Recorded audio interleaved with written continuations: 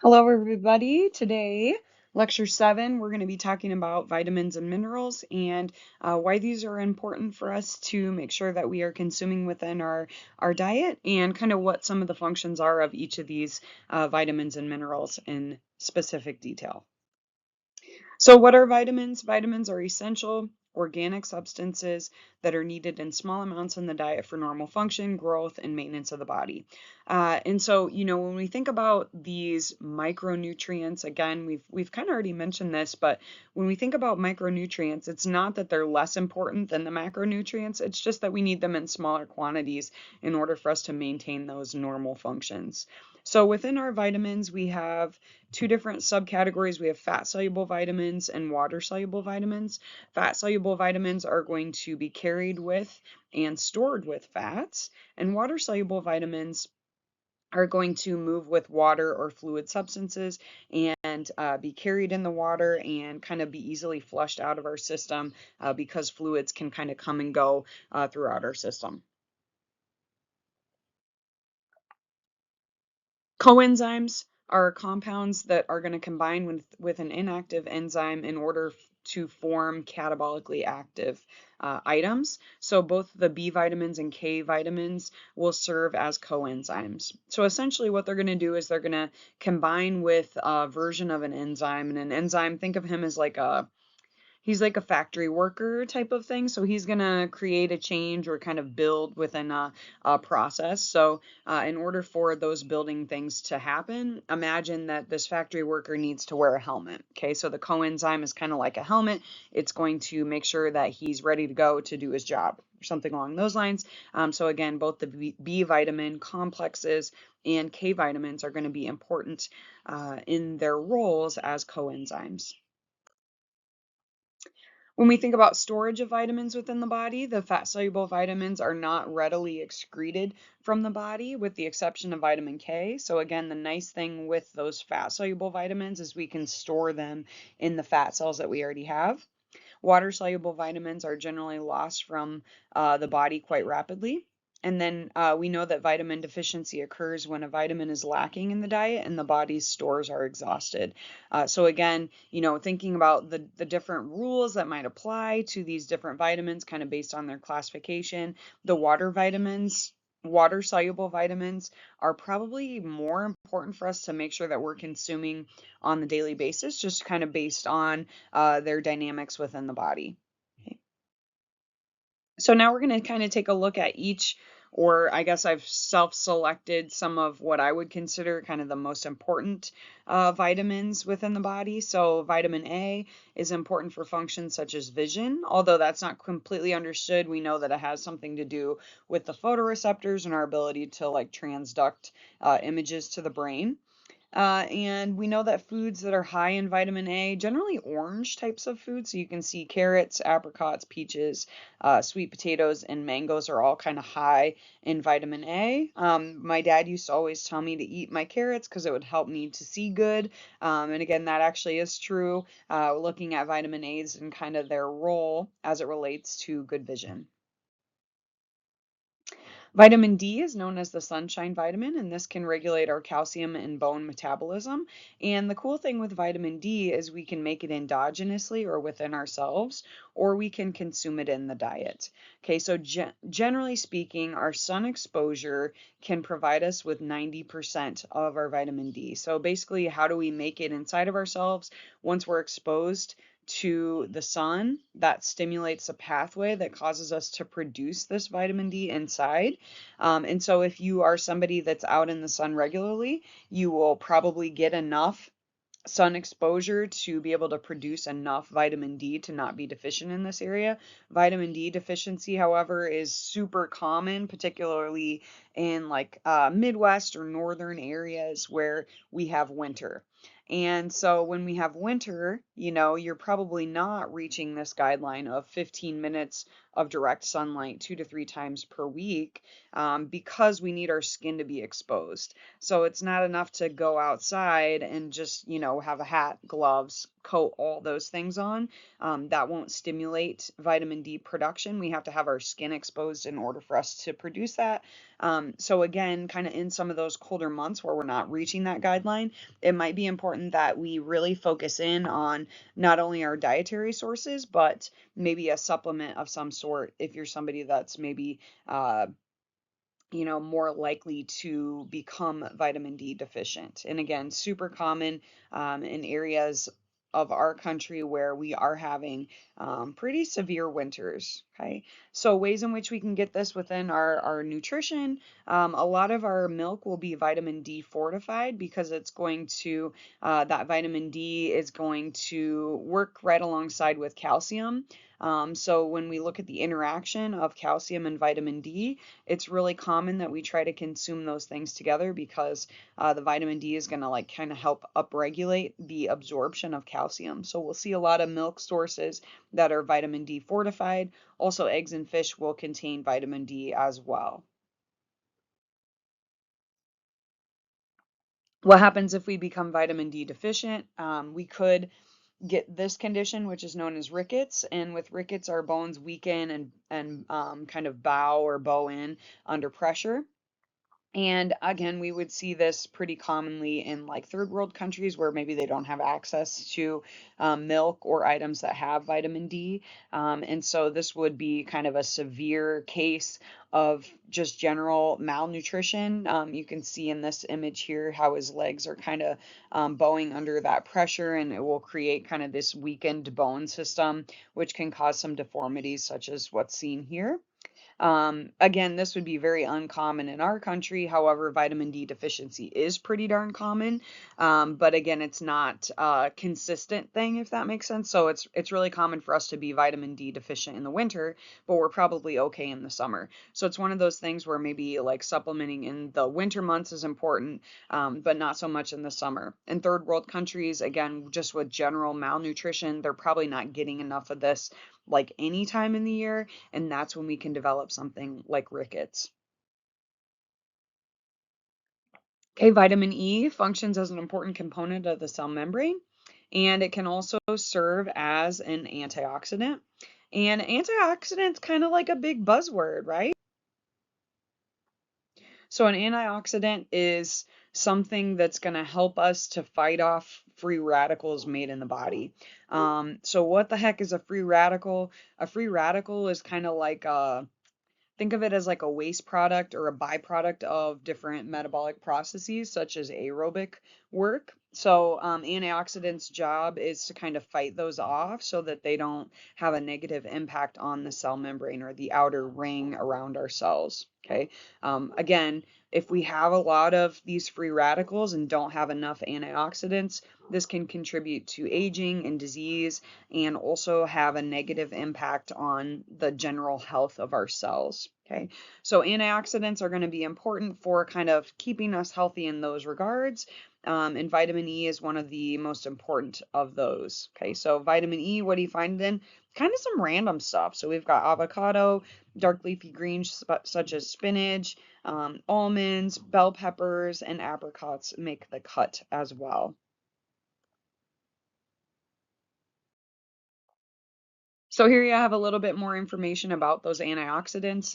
In addition to vitamin E, vitamin C, and vitamin A are also going to serve as antioxidants. And again, as I mentioned in the previous slide, antioxidants are the body's primary defense against free radicals. Free radicals are produced as part of like normal metabolism, and free radicals can cause cell damage to that membrane layer and also some of the DNA structures. So it's really important that we're consuming enough antioxidants in order for us to kind of maintain this level of health. Okay, for sedentary people, the effect of antioxidant supplementation is still unclear, but for people that do like a lot of aerobic work, so they're doing a lot of like aerobic exercise, maybe they're endurance athletes, something along those lines, or just avid exercisers, it's maybe more important for them to make sure they're consuming enough antioxidants just because of the potential that they have more free radicals kind of floating around as a result of that regular metabolic process. Okay.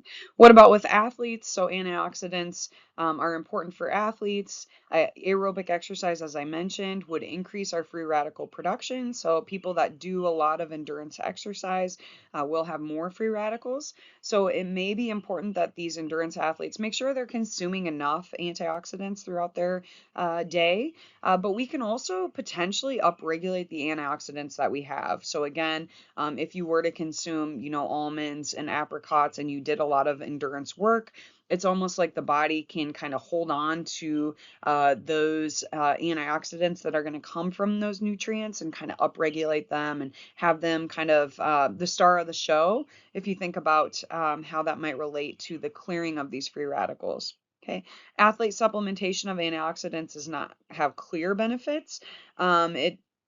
It maybe doesn't enhance performance per se, but again, when we think about overall general health of our cells, I don't think you could ever eat too much. So there's certainly no negative effects of eating a lot of almonds or eating a lot of bell peppers. Those types of nutrients are good for multiple reasons. So while it maybe isn't going to help you to run faster or be able to swim further or something along those lines, it's certainly going to enhance our general health.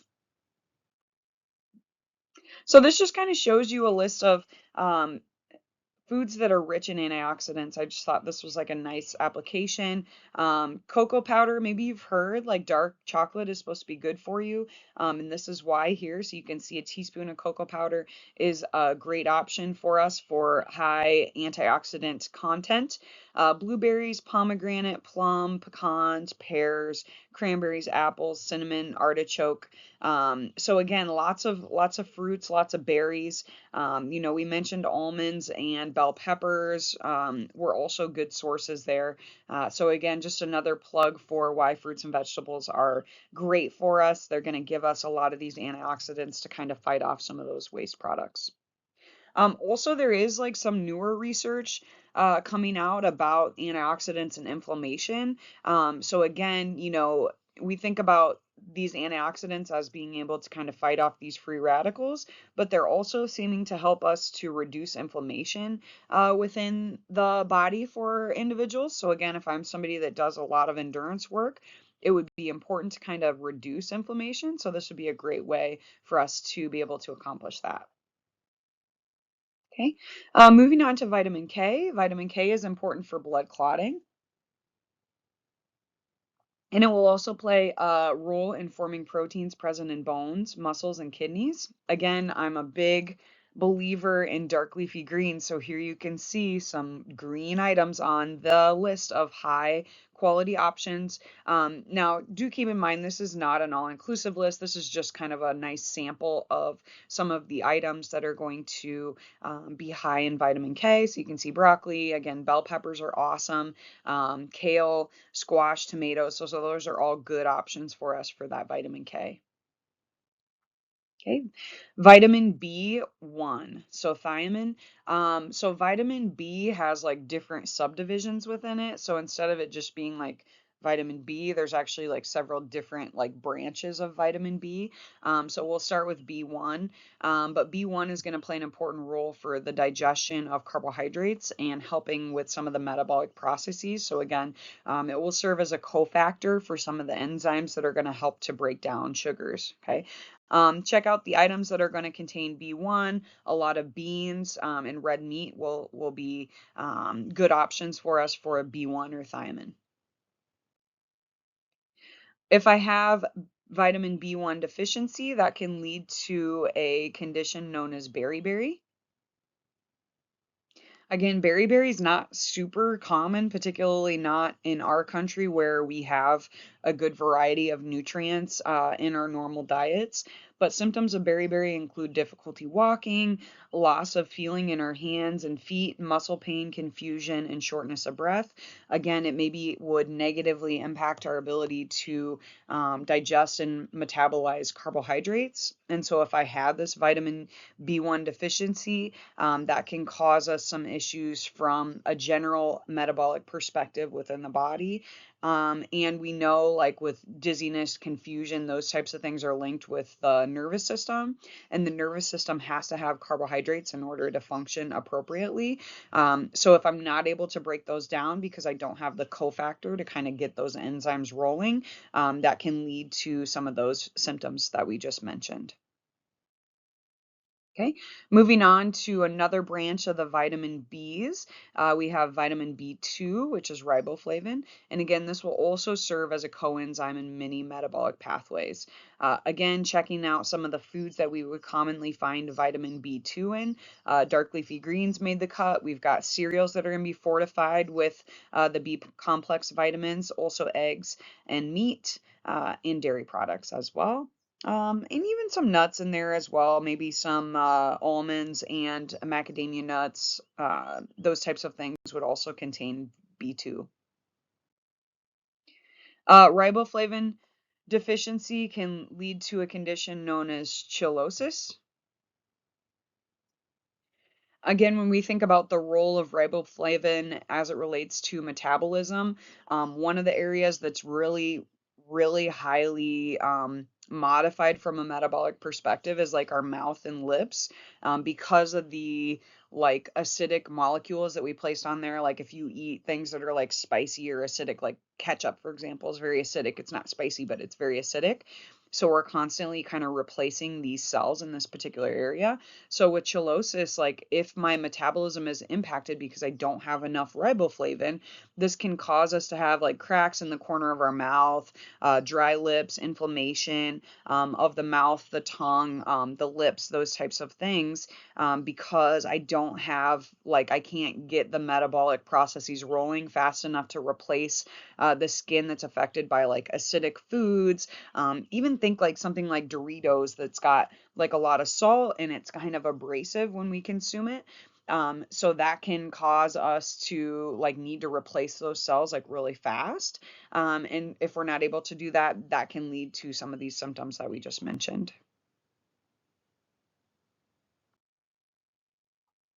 Okay, looking at our third option here, our third branch for the B vitamins, you can see niacin, which is B3. And again, this is going to serve as a coenzyme for many metabolic pathways.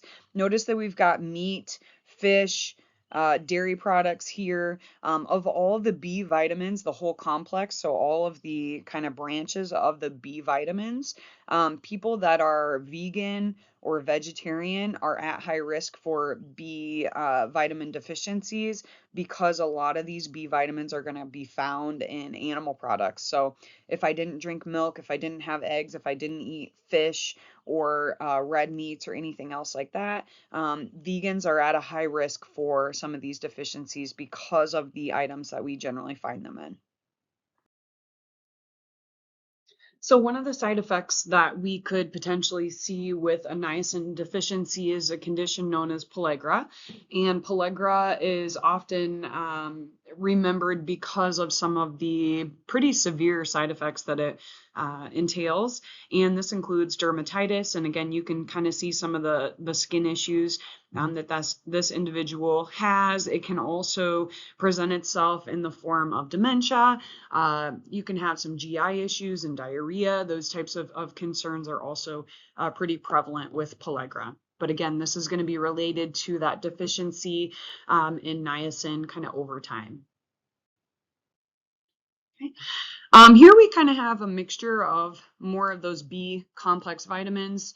So pantothenic acid is B5, biotin is B7, and pyridoxine is B6. And again, when we think about their general rules of thumb in terms of their functions, they're going to help us to break down carbohydrates, fats, and proteins and allow us to kind of release the energy through enzymatic activity there.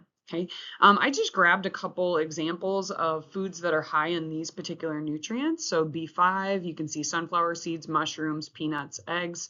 B7 has cauliflower, eggs, peanuts, and cheese. and B6 includes potatoes, milk, and cereal. Again, certainly not an all-inclusive list, but it does give you an idea of some of the elements that are going to have many of these vitamins.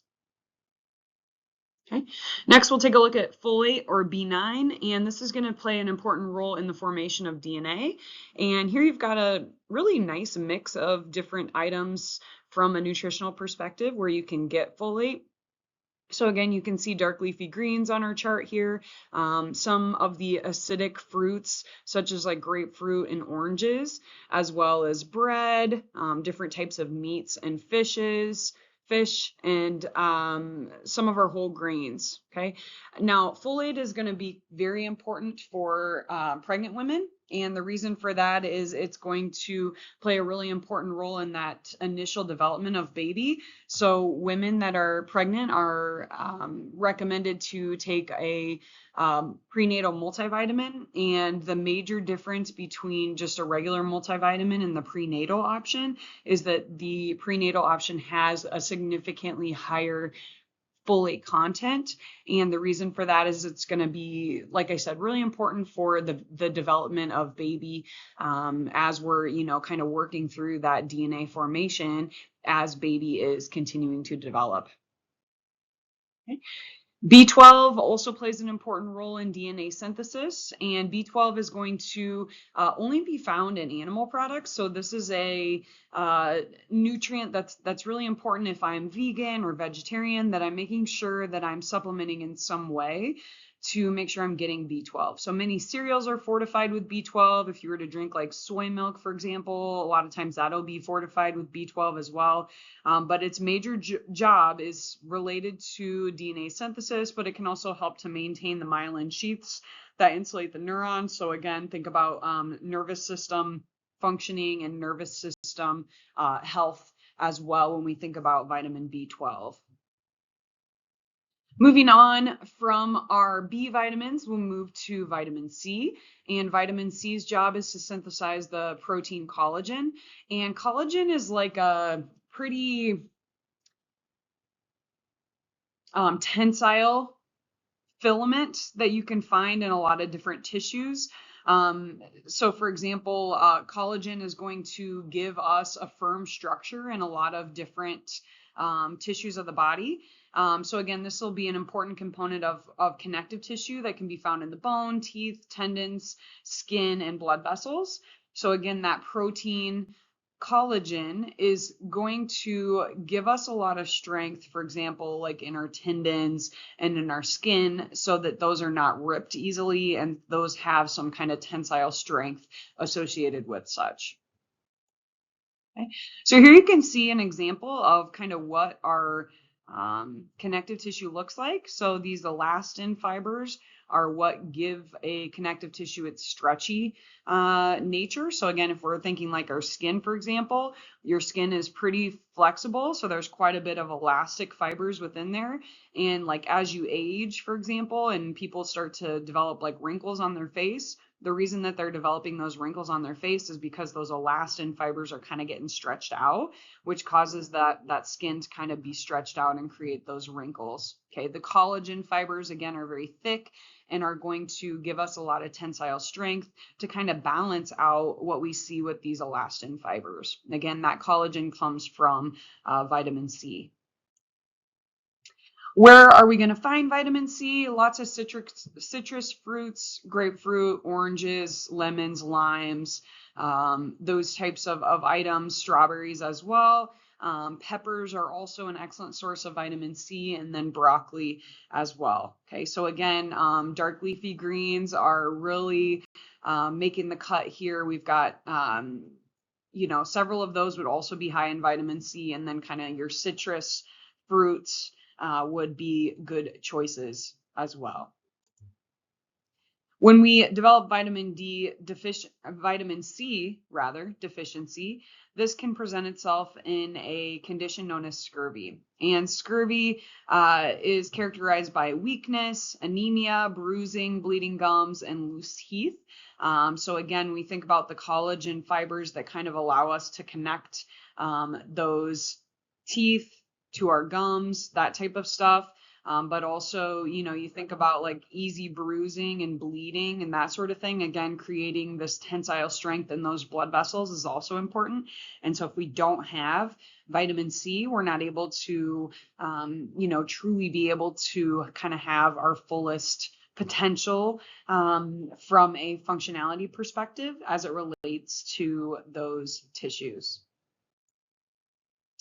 So if we think about minerals as kind of an overview, so we've talked about a lot of the major vitamins. Minerals are going to be important in so many different ways. So the metabolic roles of minerals vary in the body considerably. So some minerals will serve as cofactors, similar to what we talked about with the vitamins, and that's going to enable our enzymes to function appropriately. They can contribute to body compounds such as iron. Okay, so again, iron is going to play an important role in developing and maintaining our red blood cells, which carry oxygen. And then minerals will also play an important role in body growth and development. So calcium and phosphorus are going to be really important in our bone health and many other structures of the body that require growth and development and create infrastructure within the body. So one important thing to think about as this relates to nutrition is a concept known as bioavailability. Okay. And bioavailability basically means like to what extent can I bring in a nutrient into my body, have it move through my digestive tract to a location where it can be absorbed. And absorption, again, is the movement of that molecule from the digestive tract into our bloodstream. Okay. So we think about bioavailability, it's the extent to which a molecule can do those processes, move through the digestive tract, be broken down in an appropriate way, and be absorbed from the GI tract into the bloodstream. Okay, so although minerals may be present in food, they're not bioavailable unless the body can absorb them. Okay, so animal products contain minerals that are more bioavailable than plant products. So essentially what we're saying is we can absorb more nutrients when they come from animal products as opposed to plant products. That is not me slamming fruits and vegetables, right? So even if the bioavailability is lower in a plant product, that doesn't mean that we shouldn't consume that. Okay, so don't misunderstand that statement there.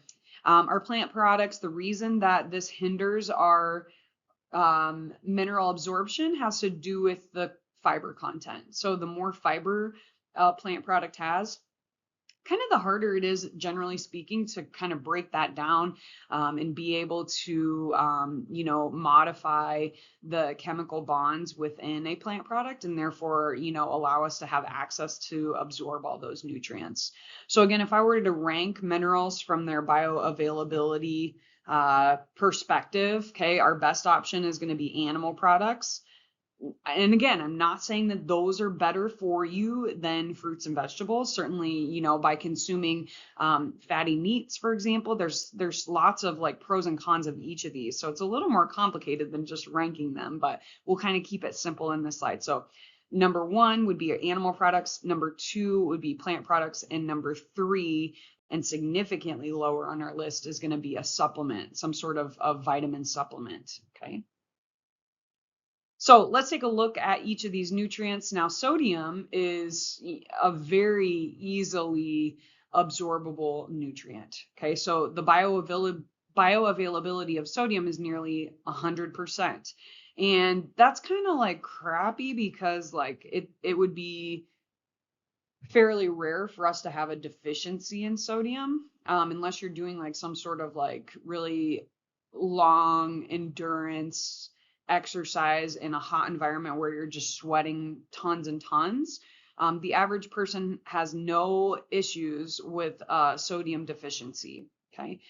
So what's the role of sodium? So sodium is going to aid in nerve impulse transmission and water balance within the body.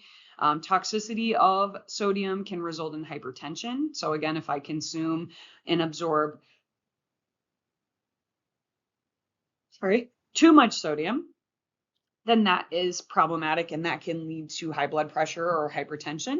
If I have a deficiency of sodium, this can lead to muscle cramping and dehydration. So again, that would be pretty uncommon for sedentary individuals, but maybe more common for athletes. And under what conditions? Again, kind of already mentioned this, but athletes that are doing prolonged exercise. So again, thinking like, greater than 30 minutes for sure of exercise and in hot or humid environments. Okay, moving on to potassium. Potassium functions in nerve impulse transmission and water balance as well. And high levels of potassium will be also associated with hypertension, particularly if combined with high levels of sodium.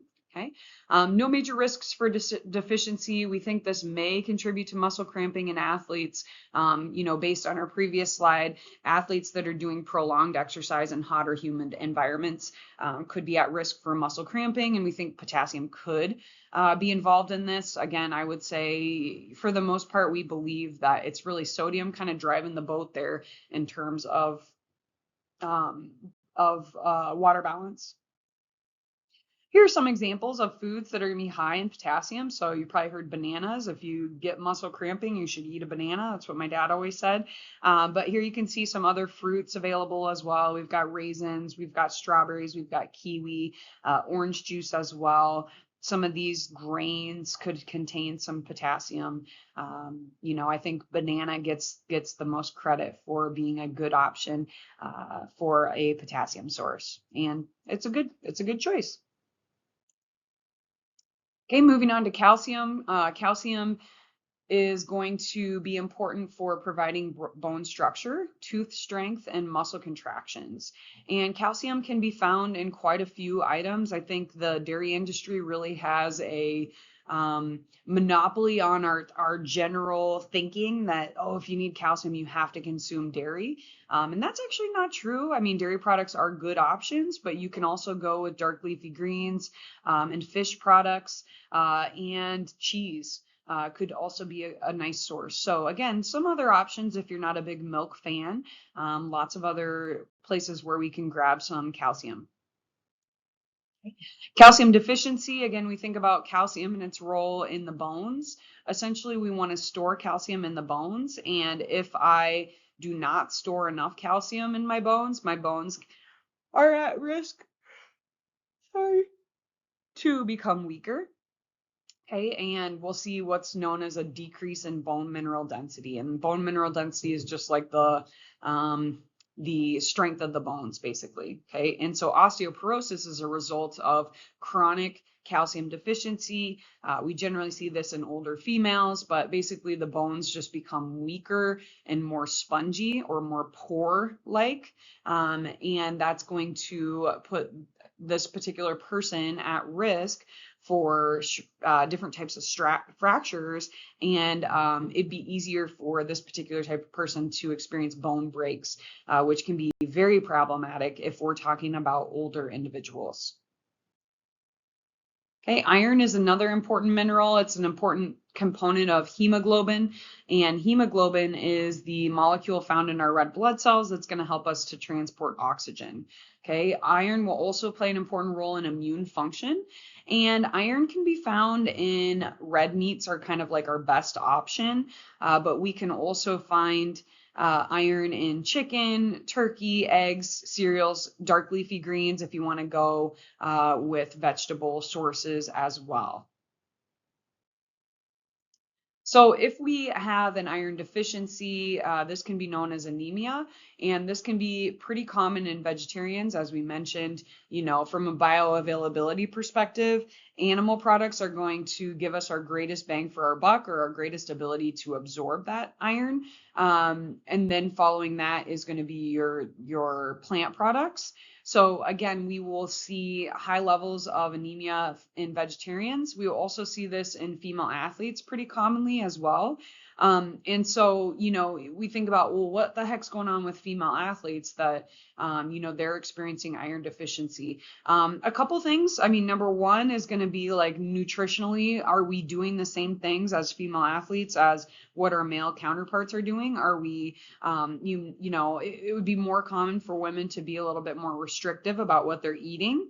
So that's one element of it. And the other element is females need more iron in order to kind of maintain the health of their hemoglobin, maintain that health of those red blood cells. So again, for those couple reasons, very common for female athletes to be low in iron.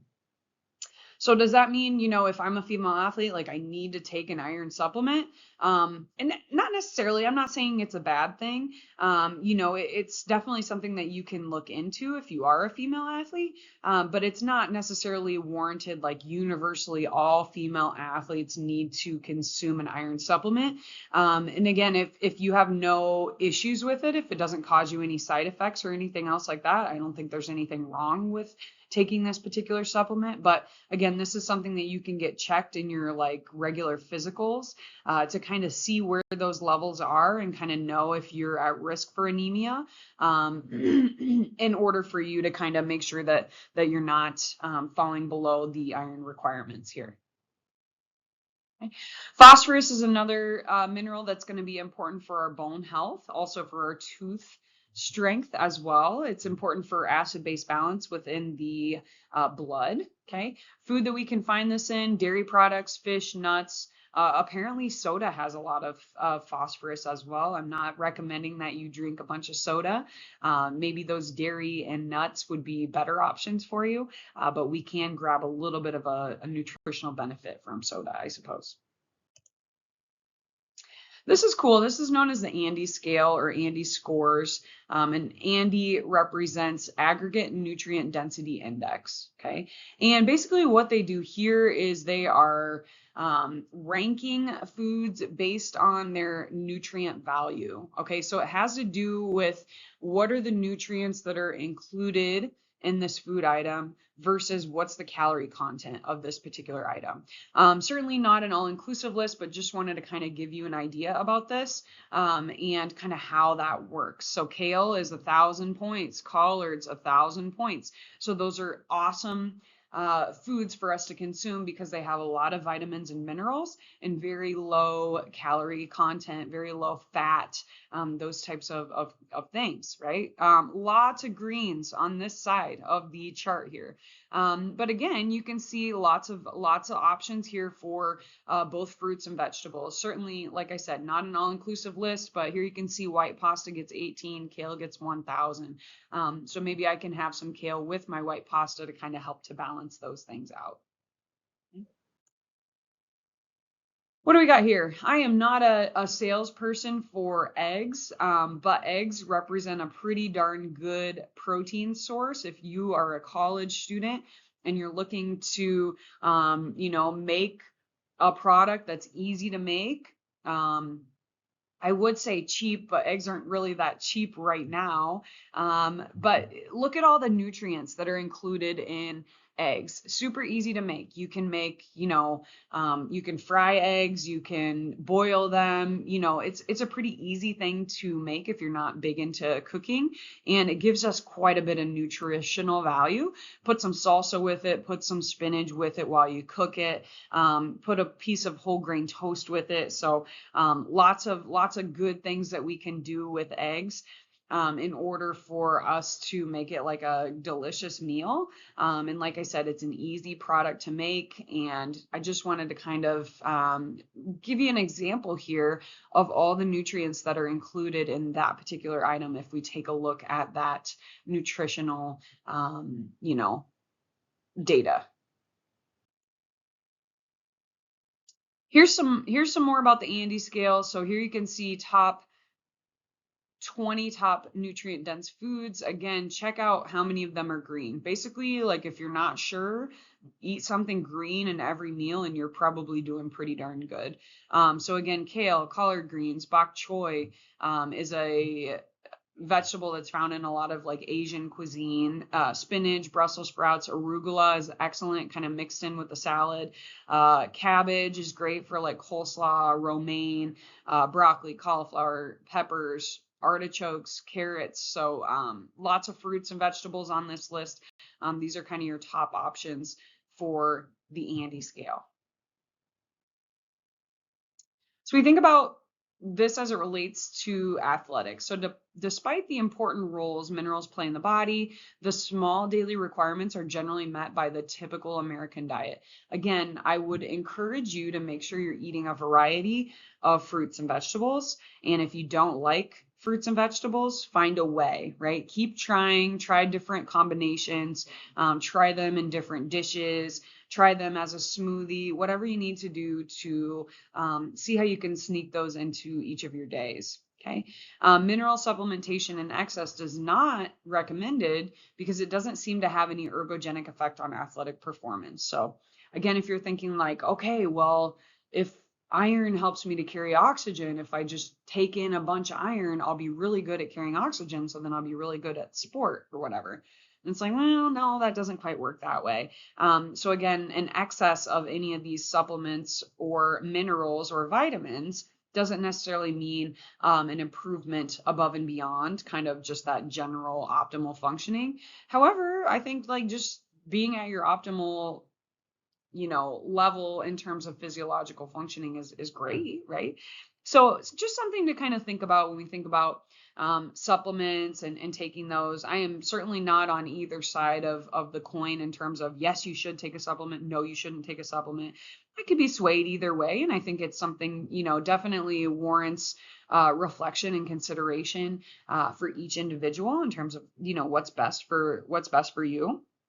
But it's not necessarily going to improve your performance unless you were deficient in that particular item kind of upfront. So that is that on that. And I hope you have a great day, and I will see you next time.